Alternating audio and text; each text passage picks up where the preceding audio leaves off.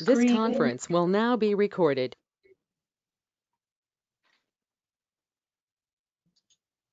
So I'd like to welcome everybody to today's webinar, The ABCs of Elder Law, What Every Consumer Needs to Know to Plan for Their Future.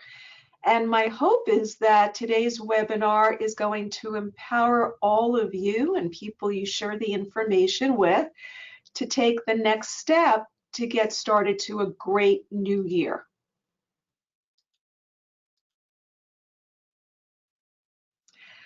So it's important to understand what is the difference between someone who's an estate planning attorney and somebody who is an elder law attorney. And this can be a little confusing.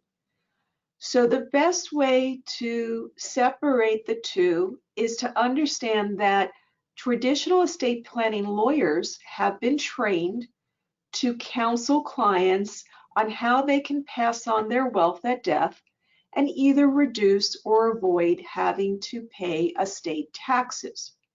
So it's a very limited, almost narrow view of looking at life. Whereas the elder law attorney has been trained to have a much broader, what I would call a 360-degree view of looking at life and life challenges. So as an elder law attorney, I and my colleagues have been trained to identify different aging challenges that come up at any time. So there's no magic age. You probably heard me say this before if you've joined me for webinars. There's no magic age at 60 or 65 that we should wake up one day and say, hey, today is a good day for me to start planning and getting my legal affairs in order. So an elder law attorney is going to be an advocate for clients because we understand how to navigate through the healthcare system. That could be Medicare, which people are entitled to when they either reach age 65 or at a younger age if they've begun to receive Social Security disability benefits, then they'll also be entitled to Medicare. We can also help clients navigate through the Medicaid system. Now, this can be confusing. Sometimes people will use the words Medicare and Medicaid interchangeably, and they don't mean the same thing. So Medicare is the part of our healthcare system that's intended to pay for short-term medical costs. Let's say we go into the hospital, we have a surgery, and after the hospital, we need to go to rehab. Maybe we need some physical therapy, some occupational therapy before we're strong enough and it's safe for us to return home. So Medicare is intended to just pay for short-term care. It'll cover going to the doctor. It'll cover prescription medications once we're over age 65 or we're on disability. But Medicaid is different. It's intended to pay for medical services long-term. So this could be, for example, when we're at home, but we're not as capable as we once were to take care of ourselves. So maybe we need a home health aide. Maybe we need a visiting nurse. Or maybe things have progressed to a point where it's better for us to live in a community like an assisted living facility. Or if we have a chronic illness, we might even need a higher level of care that can only be provided in a skilled nursing facility. So elder law attorneys have been trained to understand the different healthcare systems, including Social Security, which has many different financial programs, and the Veterans Administration, which has programs that can help pay if people were injured while they were serving during wartime, or help pay to keep them safe at home if they have an incapacity or an illness that's not connected to their service time. We also take a different view in that we're not focused just on helping the client plan for after they die. our focus is more on living. How do we create that management plan so that if the client were to become physically, mentally, or cognitively incapacitated, there's a system in place for somebody else they trust to make medical and financial decisions. We also have been trained to help navigate clients through the court system. So if somebody is now incapacitated and they didn't do any legal planning when they were able to, then we're going to help them navigate through a guardianship proceeding. But ideally, our goals as elder law attorneys is to help our clients preserve their independence and their dignity and enable them to exercise as much control as possible when it comes to decision making.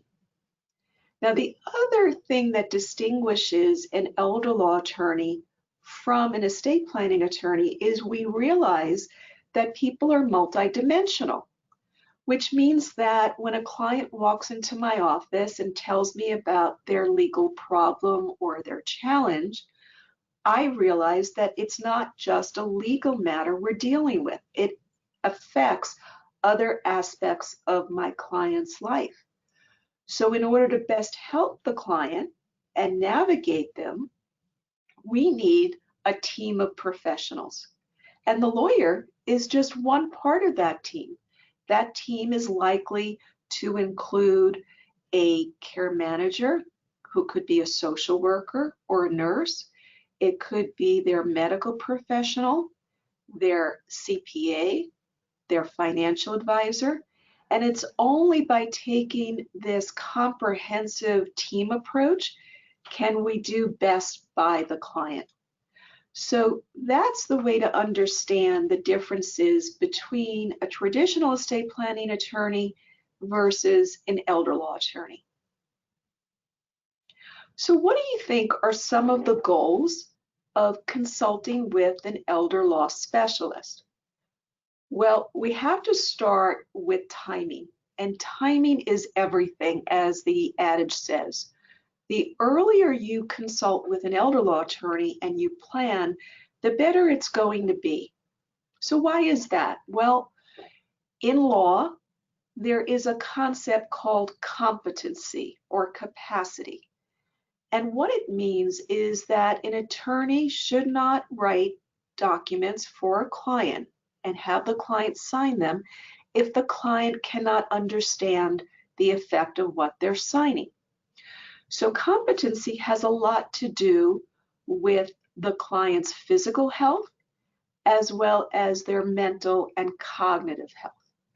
So that's why timing is so crucial. We want people to realize the importance of planning early when they can understand and when they're healthy. It gives people many more choices, many options that unfortunately might disappear when they become incapacitated.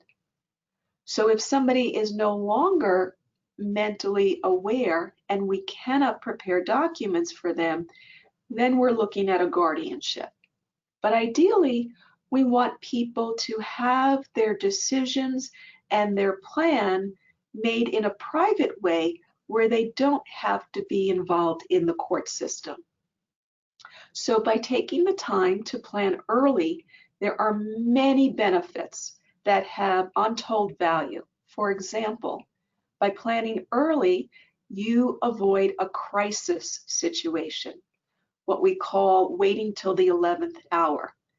And by avoiding a crisis because no planning was done, you are actually saving money.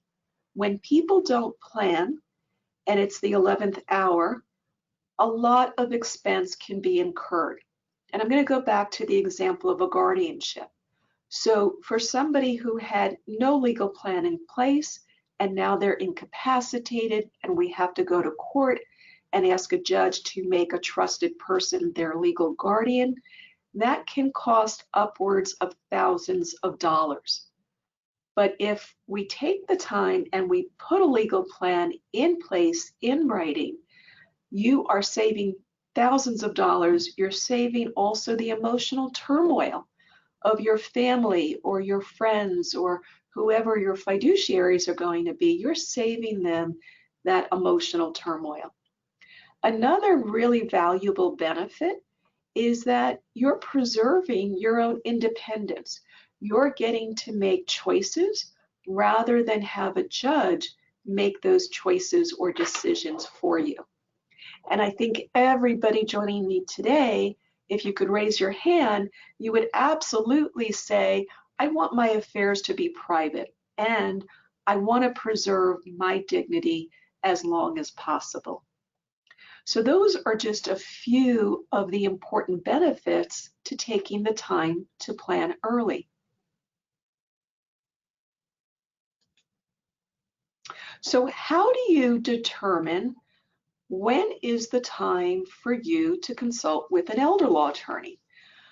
Well, life is full of changes and complexities, so the list that I'm going to give you is just a drop in the bucket, but hopefully it'll give you some ideas of when is a good time for you to have that consultation.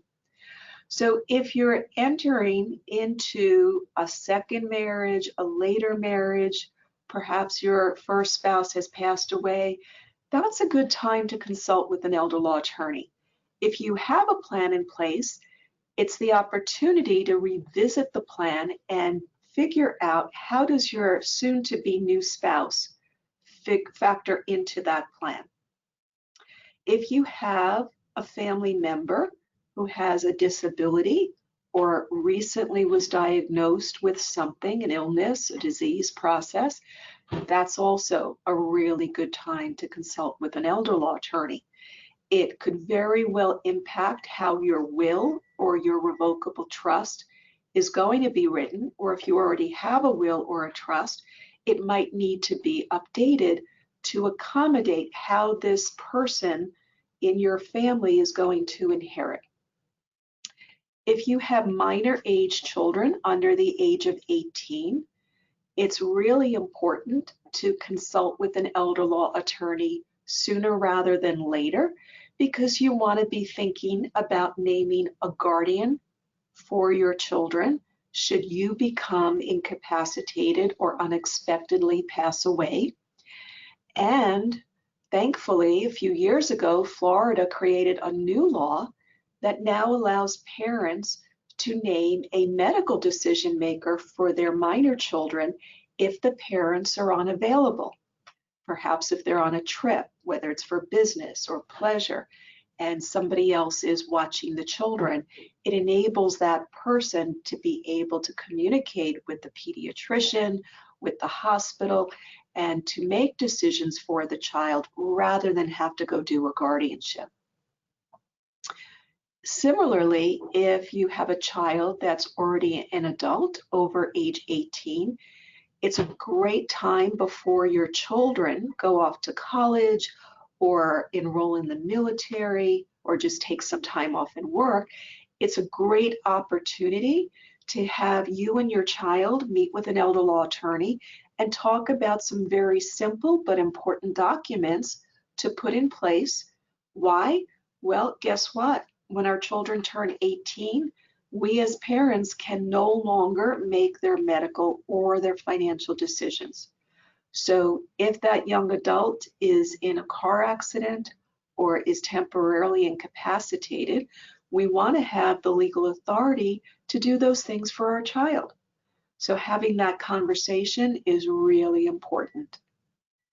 If your spouse has passed away, good time to meet with an elder law attorney when you're ready. It's not something that needs to be done right away, but we may want to review how the assets are titled, review your existing documents, make sure that you have alternate people named in your legal plan since your spouse has passed away.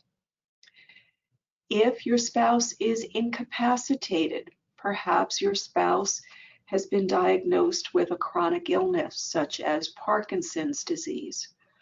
That is a time when you want to look at the documents you have, or if you don't, take the opportunity to put those documents into place. You know, when people receive chronic diagnoses, such as Alzheimer's or Parkinson's or dementia, there's a window of opportunity, and we never can predict how long will that window stay open before it closes.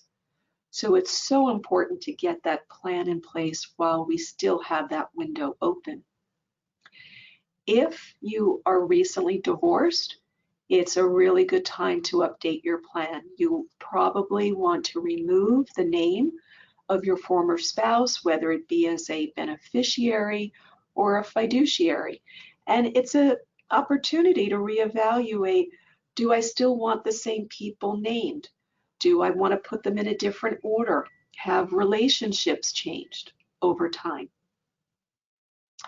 If you own real estate in more than one state, it's a good time to meet with an elder law attorney and talk about how do we avoid probate in multiple states? And do I have to be concerned about whether I have a taxable estate? And if I do, what are my options? How can I reduce potential taxes for my beneficiaries? So whenever there's a life-changing event, that's an easy way of remembering. That's the time to consult with an elder law attorney, and never think that you are too young. Like I said, there's no magic age. We wake up and say, today's a good day to plan. So I like to start with what I call some basic elder law terms that you might hear when you're talking with friends, or you might be reading on the internet. And it's so it's so important to have the correct definition and a clear understanding of what these terms mean. So I like to use the phrase a tailored plan when working with clients. And what this means is that the plan is intended to help you meet your goals. That it's not a cookie cutter, it's not one size fits all, because we're all different individuals. We like different things, we have different types of assets, different amount of assets, we have different family dynamics going on. So there's no one document or plan that's meant to be form-fitted for everybody. It has to be tailored to meet your needs. Otherwise, the plan really isn't worth its weight in gold. So we have to start by having a conversation where I get to learn and understand about you, your family, issues that you're encountering, concerns, so that the plan can be tailored to your needs, and it's a successful plan that actually achieves your goals.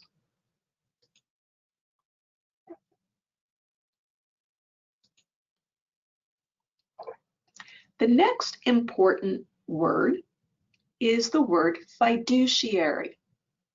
And this is a fancy way of saying a person that you are entrusting to make certain decisions for you and carry out certain responsibilities. And there's a certain standard of care that the fiduciary must meet, and that is they have to act in your best interest. They cannot act in their own personal interests. And this applies regardless of whether the person you've named as your fiduciary is related to you, whether they're your spouse, your child, your grandchild, your best friend. The standard of care is always the same. Your interests are primary, their interests are not. So some of the examples of a fiduciary is when you name a trusted person to be your healthcare surrogate to make your medical decisions if you're unable to, or the person that we name as an agent under a durable power of attorney to make financial decisions if we're incapacitated or disabled. Even a guardian appointed by a court is considered a fiduciary and is held to a high standard of care in carrying out those duties. In your will, the individual named as your personal representative, or the trustee named in your trust agreement are also examples of fiduciaries. Now you have options. There's not always just one option, but many, and that is you can either name an individual, a person as a fiduciary, or you can name a professional. So an example would be that if you have created or want to have a revocable trust to hold your assets and avoid probate at death, if your assets are at a certain level of wealth, it might be beneficial to have a professional, a corporate trustee, simply because they have more experience and they have many different professionals within their corporation that can provide various services. So there's the investing department, there is the real estate department, and they bring a lot of expertise to you that perhaps an individual doesn't have.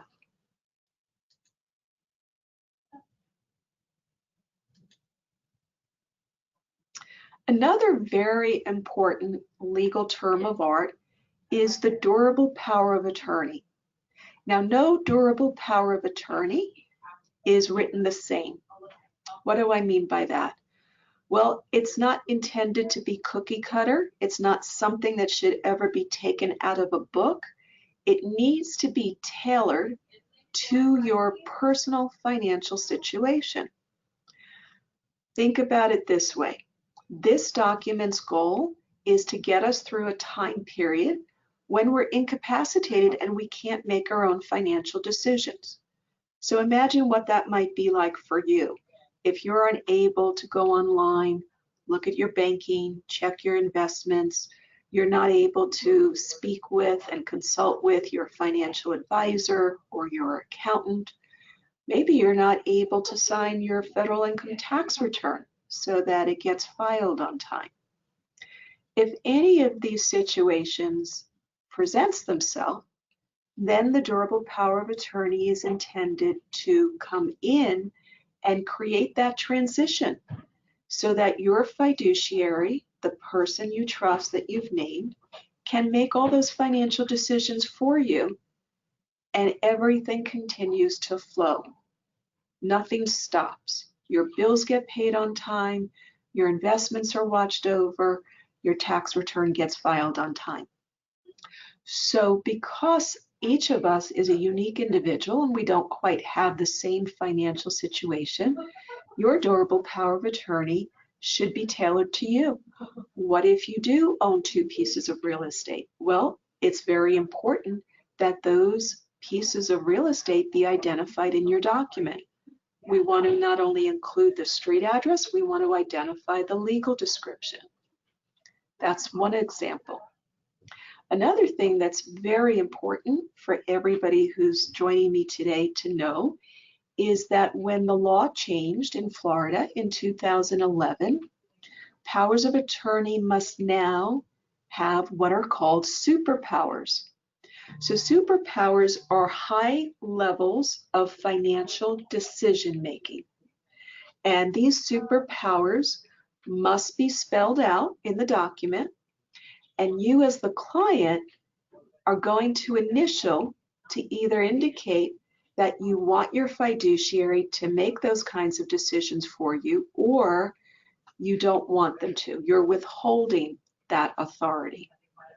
So a couple of examples of superpowers include or not you want your fiduciary to be able to make gifts of your assets, like gifts for birthdays, for holidays, tithing, gifts to charities. Superpowers also include the ability to create a trust or amend a trust. It even includes the ability to enter into Medicaid planning, which we're going to touch on a little bit later today. So superpowers need to be tailored to the individual. Not every individual is going to want to delegate each type of superpower. Now, It's very important to understand what the overall benefit of this document is, to understand why having the durable power of attorney is a better plan than adding somebody's name onto your bank account as a joint owner, which many people tend to do, thinking that that will help them should they get sick or should they be in an accident. But what most people don't realize is that when you add someone's name as a joint owner to an asset, they have equal rights as you do. So unfortunately, if some unanticipated event occurs, like the joint owner gets divorced, or they have a business that fails and they file bankruptcy, guess what? That asset has to be reported in the divorce proceeding and the bankruptcy proceeding, which means half of your asset could be lost. So it's really not a safe type of plan. Whereas the durable power of attorney is safe because it's not making that fiduciary an owner. They're not going on your account as a joint owner. They have merely permission, legal permission, to access the assets for your benefit. So keep that in mind. Now, I do recommend a durable power of attorney regardless of marital status. It shouldn't matter whether you're single or married. Everyone should have this durable power of attorney because it keeps you out of court. It means that you won't need a guardianship for financial decision making. And as we talked about earlier, that could save you thousands and tens of thousands of dollars. Now, you can have in the document a requirement that your fiduciary prepare a financial accounting every year of how they're handling the assets. How are they being invested? Has there been an increased growth? Has there been a loss in value? And what has the money been spent on? So an accounting can be a very important tool. Now you might be curious about, well, how does this actually practically work? I'm sick or I'm in a car accident. What does my fiduciary do next? Well, what's important for them to do is to present the document to the financial institution, whether it's a bank, a trust company, a credit union, and they're going to be asked to sign an affidavit. What the affidavit will say is, number one, that you are still alive. What do you think the purpose of that statement is? Well, the reasoning behind confirming that you're alive is simply because the durable power of attorney is only meant to work while we're alive, to get us through that incapacity. Once we die, its purpose is over and the document ends. So the bank wants to make sure you're protected and it's protected by confirming that you have not already passed away. The second thing the affidavit will require is confirmation that a guardianship proceeding has not been filed for you. And the reason behind this requirement is because our law says once you file for guardianship for somebody that's incapacitated, their power of attorney is suspended temporarily. We have to wait for the judge to decide, do you need the guardianship or is the power of attorney sufficient? And then the final statement in the affidavit requires your fiduciary to confirm that you have not canceled your power of attorney. You haven't taken it back. You haven't revoked it. So as long as the fiduciary is acting in good faith and is telling the truth and signs the affidavit in front of the notary, then they will be given permission to proceed to handle your assets and your financial affairs.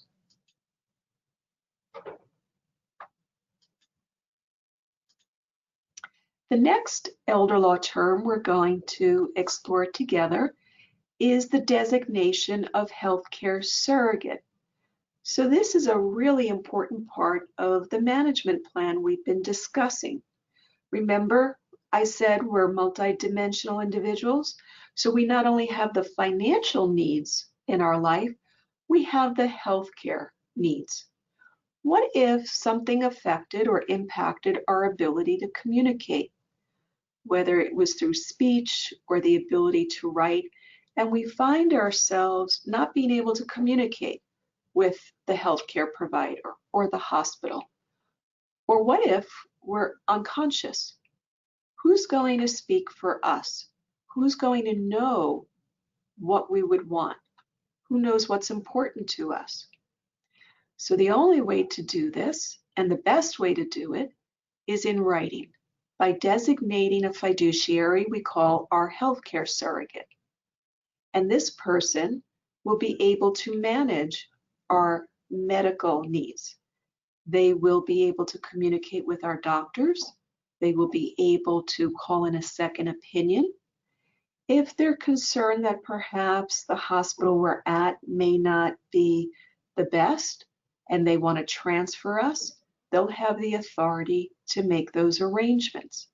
Now, if our incapacity is temporary, then when we regain capacity, the surrogate steps aside and we take over making our own medical decisions again. So who and how is our capacity determined? So very simply, the doctor would evaluate us to determine, can we give informed consent to medical treatment?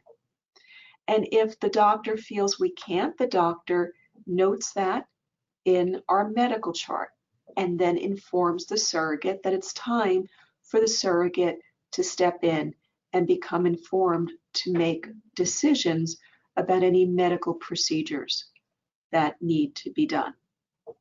So it's all about, can we give informed consent? Can we understand? Can we comprehend the different choices and the possible outcomes to the different medical procedures?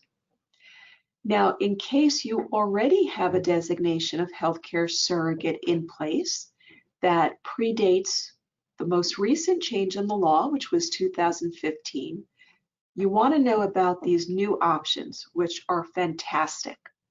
So now, in the document, you have two more decisions you get to make and have control over.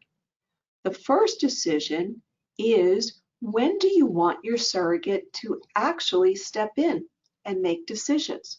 And the choices are that you can choose to have them only step in when the doctor finds that you cannot give informed consent, or your other choice is you can have them start to be involved now in the present moment. The other new option that can be included in the document has to do with when you would like your healthcare surrogate to be able to access what is called HIPAA, medical protected information, things like test results. So let's say you wanted your surrogate to be able to have access to a recent test result and talk with your doctor, so they're a sounding board, they're a second set of ears to help you make a decision.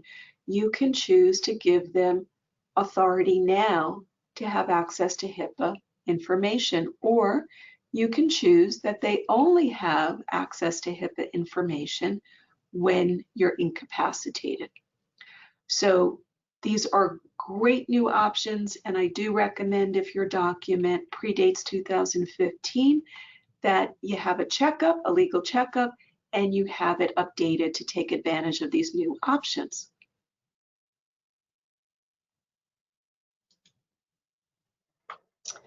So another phrase you might hear bandied about could be called Medicaid planning, or it could also be referred to as long-term care planning. Now, what this phrase refers to is being able to access different types of financial resources to help pay for long-term care needs. For example, under the Social Security program, there is a program called Social Security Disability Insurance that entitles people to receive their retirement benefits early if they have a disease, an illness, or an injury that prevents them from being able to be employed in the position that they were trained for. It also requires not only the medical aspect to be met, but it also requires a person to have worked 40 quarters in the prior 10 years. So for every year we work, we can potentially earn 4 quarters. A quarter is every 3 months. So it is very important to have those 40 quarters, because if you don't have the 40 quarters, but you do have the qualifying disability, it's likely that you won't be approved for the Social Security Disability Insurance Program. So what if you're not eligible for one program? Does it stop there? No. We want to explore, excuse me, we want to explore other possible programs. For example, under the Veterans Administration, there is a program called Aid and Attendance Benefits. And this program provides a monthly financial stipend for veterans or their spouses to help them be safe, whether they live at home or whether they live in a community such as an assisted living facility.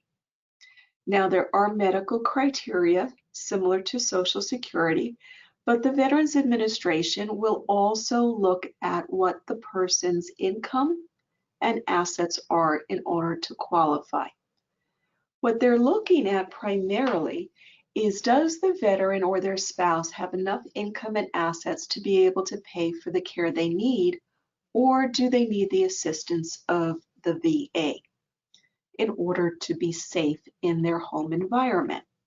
So they're going to look at things like, does the veteran require home health services or therapies? Do they require a nurse? Are they paying out of pocket for medical expenses that are not covered through health insurance, whether it's private health insurance, Medicare, or anything else?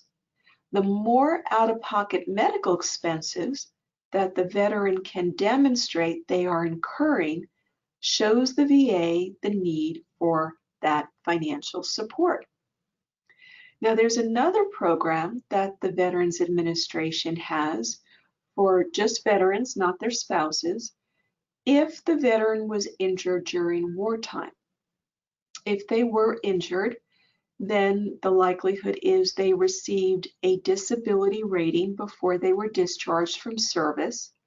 However, if they did not receive 100% disability rating, there is the opportunity later on to go back and ask for that rating to be reevaluated if the veteran feels that the symptoms they're having now are directly connected and are a result of the injury that was sustained during wartime, or that the injury and the symptoms have worsened.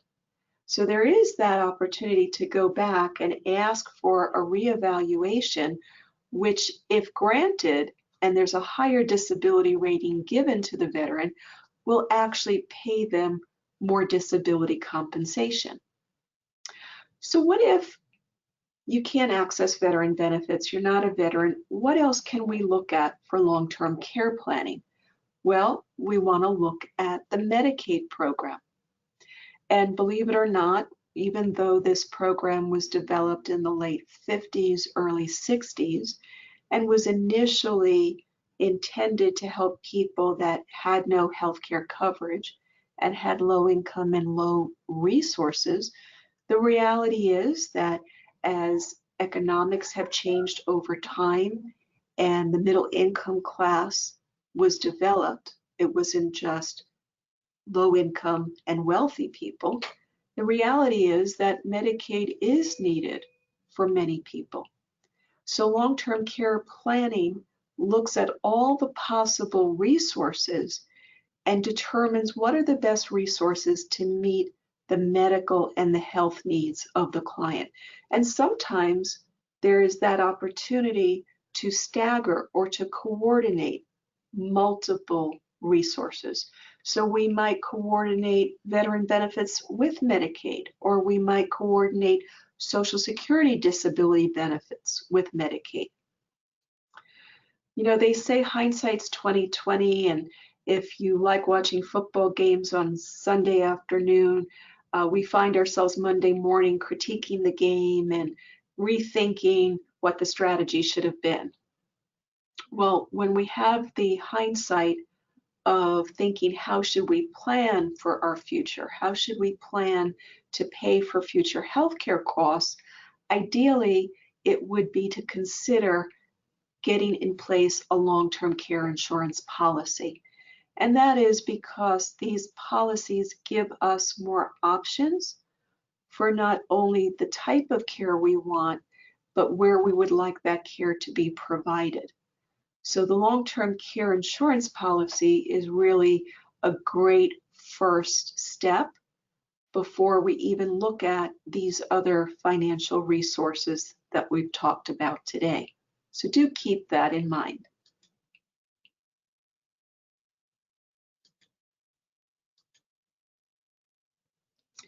Another frequently used term, and I see this a lot on the internet now, certainly more than when I started my practice 30 years ago, is the term special needs trust. So let's take a couple of minutes and talk about what this is, how does it help people, and why is it beneficial, and who can really benefit from a special needs trust. So the concept of special needs trust started prior to the 90s, but in 1993, we actually had a federal law enacted that allows people who are receiving Medicaid assistance or SSI benefits or even food stamps and Section 8 housing to maintain their benefits even when they come into money, whether that money comes in through an inheritance or the money comes because there is a lawsuit that's been settled and resolved. And so it's become much more popular since 1993 to have a special needs trust. Now, why would we want to consider this? Well, the reality is that within the Medicaid system, there are limitations. Medicaid is not going to pay for everything. For example, Medicaid does not pay for experimental treatment. I've had many clients over the years that wanted to explore stem cell therapy, and thankfully, because they had monies in a special needs trust, they were able to use those monies to go to other countries and get that stem cell therapy that had not been approved by the FDA and certainly wasn't being paid for by Medicaid. So it helps people add quality to their life and add quality to the medical care services that they receive. Now, what it requires is that the person have a disability, that they are receiving some sort of financially sensitive government benefits that they want to maintain, and if the money is coming from another source, such as the inheritance that's been suddenly received or the lawsuit that was settled, the client needs to be under age 65 to create this. Unfortunately, once you turn 65, this is no longer an option, but we do have other options available. Now, the who part of who can create this is somewhat limited. So if the client is mentally competent, the client can sign the special needs trust document, but if they're not, then the options are a court-appointed guardian can sign the trust, a living parent or a living grandparent can sign the trust for them, or we can ask a judge to do that. Now, if the special needs trust is being funded with, let's say, lawsuit proceeds, there is the legal requirement that when that beneficiary of the trust passes on, that Medicaid must first be repaid for everything they have paid for during this individual's life. Now, some people are dismayed to hear this, and they might take a step back and say, well, maybe the special needs trust is not the best plan for me. But I like to look at it this way. Medicaid, when it pays a provider, that could be the doctor, the hospital, the therapist, they are paying the provider a negotiated rate. It is not what you and I see as a full private pay rate. So ideally, the person on Medicaid is getting the better end of the bargain, because what Medicaid is going to be repaid at their demise is a reduced negotiated rate, cents on the dollar. Another way I like to look at this is because we're using the special needs trust assets to improve somebody's quality of life and quality of care, if there's nothing left in the trust and everything has been used, then we know it really met its purpose. It achieved its goal, and nobody else is responsible for repaying the Medicaid lien. And Medicaid and the federal government are willing to take that risk that there are going to be some special needs trusts that they will never get repaid from, and there are going to be other special needs trusts that they will recover so that the money comes back into the Medicaid system.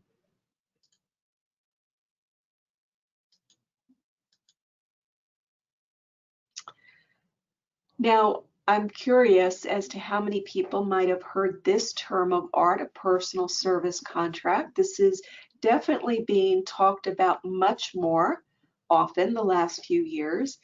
And this is one of the planning tools that elder law attorneys use when counseling clients about how to plan for long-term care. So I'm going to give you an example. A parent may have several children, but one child in particular lives close by and is recognizing that the parent is starting to need help at home. Could be that they need meals prepared. Maybe they need housekeeping done. Maybe the child is coordinating the medical appointments and actually going with the parent to the medical appointments. So in that situation, what we want to consider is a contract between the parent and the child, who we would call the care provider, the caregiver. And what we want to do is compensate that child for the value of their services. Because if the child didn't live nearby and mom or dad were by themselves, they would be reaching out to the community and hiring professionals and paying those professionals to provide the same service. So what we're simply doing is we're compensating the child. And as a result, this is a way to legally preserve assets of the parent, enable the parent to qualify for benefits like aid and attendance, like Medicaid, and those preserved assets can be used to supplement the care and pay for the types of services or products that Medicaid is not going to cover. So this is just one of several tools that are in an elder law attorney's toolbox to help people plan ahead for their long-term care needs. Now, we would never in any way encourage a client to say that a child is providing services when they're actually not. That would be Medicaid fraud, and we would never counsel a client to do anything illegal. Everything that I recommend is all within the boundaries of the law. So just to share with you some other added bonuses to consulting with an elder law attorney is that elder law attorneys have great resources in the community. Remember I talked about how important it is to have a team of professionals to help you navigate through the aging challenges? Well, those resources are going to include healthcare professionals, mental health professionals, even support groups, which are very helpful when we find that either we or a loved one, like our spouse, has been diagnosed with an illness. Support groups can help get us through those challenging times. Elder law attorneys know how to connect you to what are called the Aging Disability Resource Center in your county, or in another county, it might be called the Area Agency on Aging. And they are just a wealth of information and resources in the community. Or we might connect you with nonprofit centers, senior centers. We're looking forward to that day when it's going to be safe to be back at senior centers again. Or we'll connect you with insurance resources. Like in Florida, we have the acronym SHINE, which is a health insurance resource for seniors.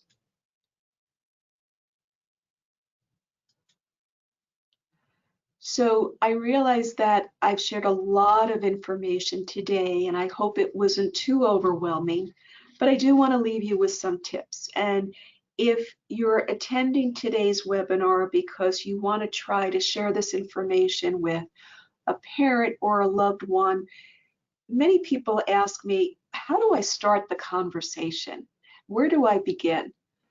So my tip is an acronym that I call CARE, C-A-R-E. And the C stands for compassion. Have compassion for this person that you're trying to help.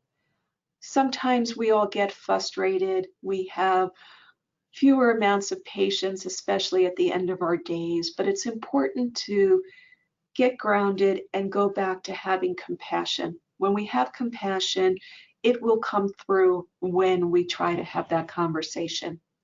The A is for acceptance. And acceptance means that there are going to be certain things that you're not going to be able to change, and that can be very hard to swallow. But rather than try to swim against the current, you want to go with the current.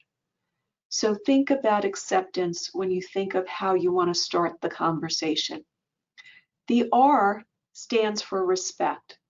And respect simply means that even after you have the conversation, it might take that person a little bit longer to take that first step.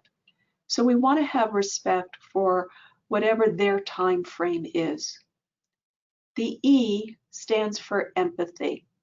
And empathy is the ability to try to see through another person's eyes or stand in their shoes. We might not have experienced ourselves firsthand what they're going through, but empathy is the ability to say, if I were in your shoes, I would see things your way.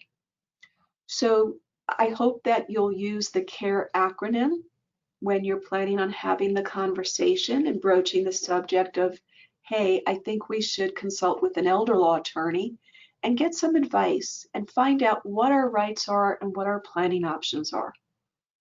And I don't mean this literally, but it's kind of meant to be a joke. If you feel overwhelmed, think about, how do you eat an elephant? You eat the elephant one bite at a time. It's the same thing with, how do you peel an onion? You peel one layer at a time, you deal with it, and then you go on to the next layer. So don't overwhelm yourselves, because elder law attorneys and their team of professionals are here ready to help take you through the process. So I want to leave you with 5 tips to help you choose and hire a qualified elder law attorney. It's okay for you to interview, whether you're interviewing a medical professional who's going to perform a surgery for you, or interviewing an elder law attorney. You want to ask, how many years have they been practicing in the area of elder law? How much of their practice is actually devoted to elder law? What other areas of law are they practicing? This is such a specialized area. You don't want to be working with somebody who's just dabbling or trying to be a jack of all trades. You do want to ask, is the attorney board certified? Have they gone on with their education? Have they passed their board certification exam? You also want to know, is there a consult fee, and what is it? Will that consult fee be applied toward the services? And after I meet with you, Will you put your recommendations in writing and give me a written proposal so I know what the services are going to cost me? The second tip is ask for a reference. Ask if there is a satisfied client who would be willing to talk to you about their personal experience. Third tip is go look at the attorney's profile on the Florida Bar website, or go to the website for the National Academy of Elder Law Attorneys and see there, are they board certified? Have they been involved in the organization? Fourth tip is you want to look at the attorney's website. First of all, do they have a website? And if they do they have client reviews that you can read? So you can see about other client experiences. Why did they choose that attorney? Were they pleased with the outcome of the representation and the services? And my fifth tip is pay attention to your customer service experience from the very first moment when you call the attorney's office. Is it comfortable? Are you being put at ease? Are you being reassured that your information is going to be kept confidential? That you're welcome to invite a family member or a friend to attend with you, to be a second set of eyes and ears? I hope that you find these 5 tips very helpful.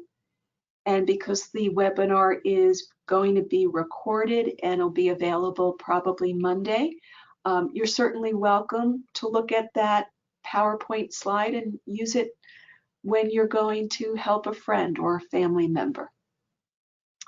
I also want to share with you 5 tips to help you prepare for your initial consultation.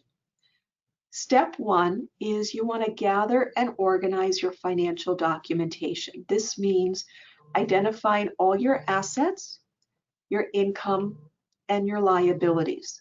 And it's a great way, if you're not organized, to get you organized and started. Second step is write down your questions, your concerns, and even your fears.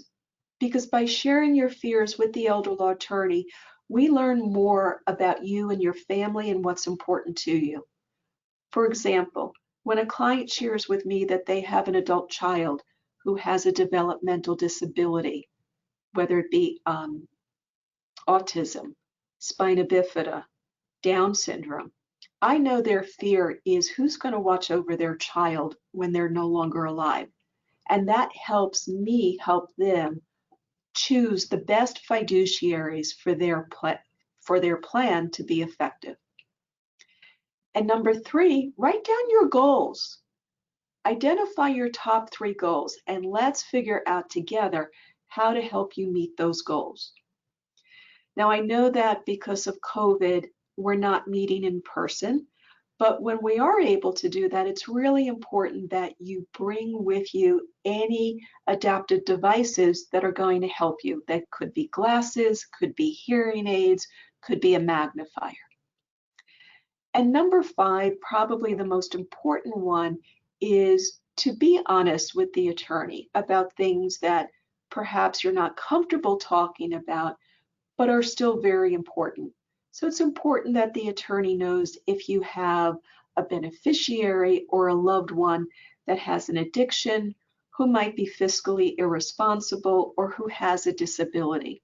The more informed the attorney is, the better options we're going to be able to identify for you and suggest certain types of trusts that can protect the inheritance you're going to leave for those people. So I want to thank all of you who joined me today, and I hope that you will join me on Friday, February 5th, same time, 12:30 p.m., for my next webinar, where I'm going to talk about how to protect the home when the homeowner needs to qualify for long-term care, such as Medicaid.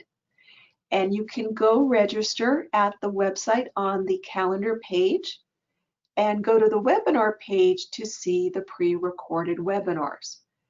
And if you're new to my series, I encourage you to go to the Contact Us page on the website, where you can not only download a complimentary gift certificate for a 20% discount on the initial consult, but also to download the checklist and help you prepare for your consultation. So I want to thank everybody who joined me today and give you an opportunity to unmute your microphone and ask a question.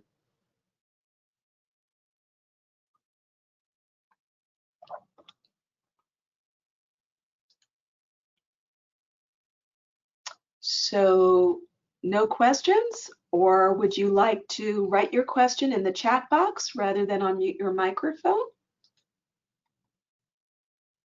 Well, I guess then I did a great job if nobody has questions. So I want to wish you all a great weekend, stay healthy, and I hope you'll join me next month.